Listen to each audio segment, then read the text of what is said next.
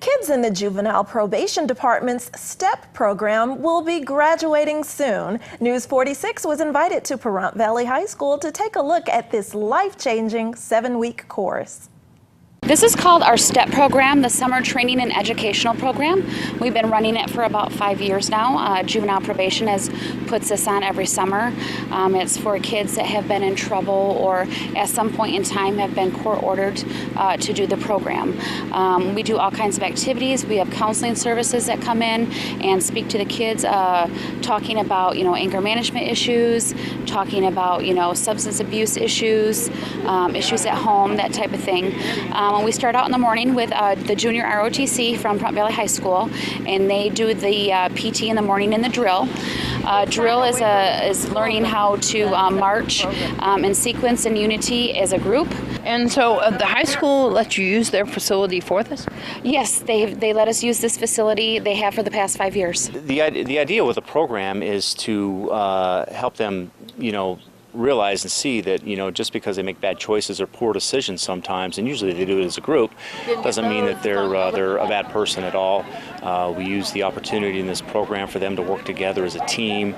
A lot of times when they're doing things, it's all group activities, and everything that they do is based upon that. So we want them to see the value in themselves and see that that there's a lot of self-worth, and they don't have to flock with with the masses, that they can be leaders of themselves and leaders of others too. It's a great program that we're invited. I have a student, Judge Margaret Whittaker, and when we were talking about the yoga and Tai Chi, and she expressed that the kids in this juvenile summer camp, it really would help them build up their confidence and stuff. So they go, oh, we can use it as a community outreach.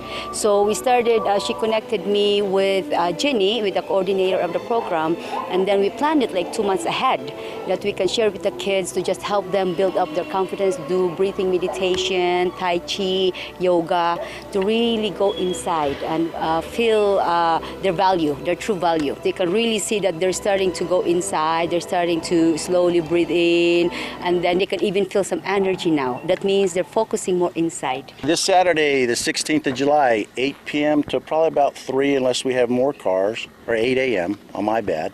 At Petrick Park, we're going to have a car wash. It's a big car wash. In essence, this is one of the big things that we do every year to get the funds in the kitty, so we can do all those great things that we do. So where's it at in the park? You can't miss it. It's right on the front portion of it, where the restrooms are at. It's right on the 160 side there. Mm-hmm. And just look for the cadets and myself and Master Sergeant Smith out there washing cars. Is there a minimum price, or is it donation? Nope, it's all donations. Everything we do is donations. The cycling group called Bike and Build stopped by Pahrump Tuesday during their 70-day journey to help those in need. On Tuesday, Pahrump was a special place for some big-time bike riders. Bike and Build cruised through our town, one of many stops on a southern United States route starting in Jacksonville, Florida. Bike and Build's mission is to raise money for affordable housing projects across the country, and they do so by gaining sponsorships for their rides that are no easy or casual feat. The Southern United States route, one of 8 different cross-country routes that the organization travels, is 3,900 miles, hugging the Gulf of Mexico on the way to New Orleans, where the riders helped with ongoing Katrina recovery. Texas was the next stop on through the land of enchantment, and finally Las Vegas and our little town.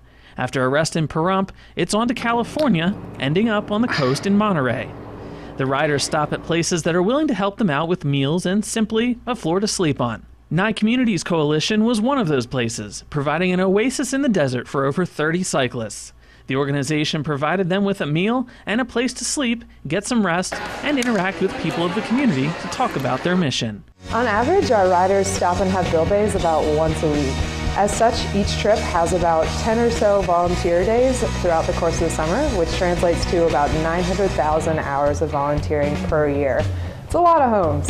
In a financial sense, our riders will donate over $500,000 to hundreds of affordable housing organizations across the country.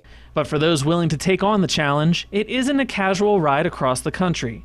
Riders are on the road for 70 days and must undergo a minimum of 500 miles of training time.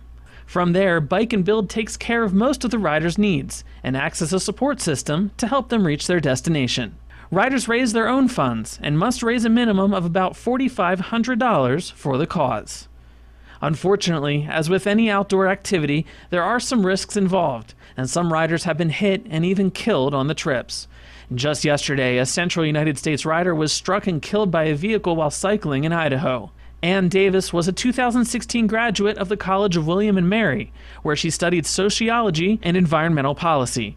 Rider Laura Stark was riding with Ann and was also hit by the vehicle and is in critical condition. Bike and Build is working with their families to provide as much support as possible, and those on her route are not participating in riding today. Right about now, the Southern U.S. bikers should be in Panamint Springs, California. You can find more information on their local website press releases, daily community presentations, and active social media how this presence. organization is benefiting not only housing projects, but the volunteers themselves. Their website can be found at bikeandbuild.org. Zach Reinert, News 46. And a reminder to always be vigilant on the road, and to be especially vigilant if you happen to be driving anywhere near their route into California. A big thank you to these volunteers for what they're doing for others and for stopping here in Pahrump. Well, stick around with News 46. We'll have your entertainment news and show you all the great stuff you can snag at Nevada Public Auction.